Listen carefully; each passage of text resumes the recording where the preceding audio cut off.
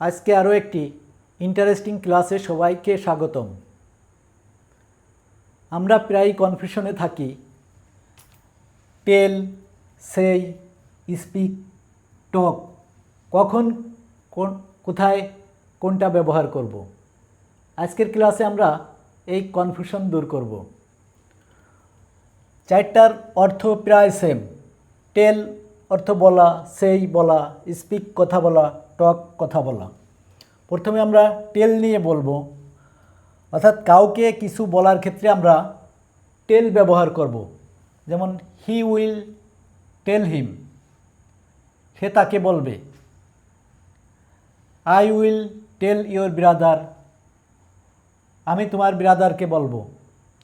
অর্থাৎ এখানে কাউকে কিছু বলা হচ্ছে, তখন আমরা টেল ব্যবহার করব। এরপরে সেই অর্থ বলা, কোনো কথা কাউকে জানানোর ক্ষেত্রে আমরা সেই ব্যবহার করব। যেমন he said his father about the fact, সে তার পিতাকে ঘটনা সম্পর্কে বলল। এখানে আমরা সের পাস্ট ফর্ম সেড ব্যবহার করেছি।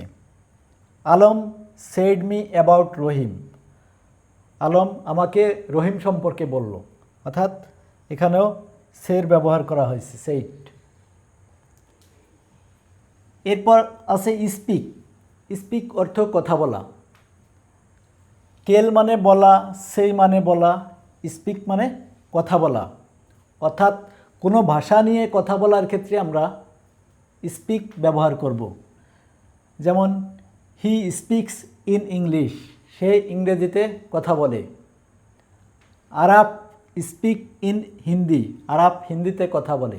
এখানে ইংলিশ একটি ভাষা, হিন্দি একটি ভাষা, এই ভাষা নিয়ে কথা বলার ক্ষেত্রে আমরা স্পিক্স ব্যবহার করব। এরপরে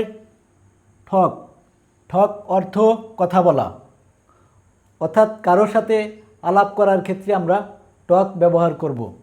যেমন I will talk to you, আমি তোমাকে বলবো।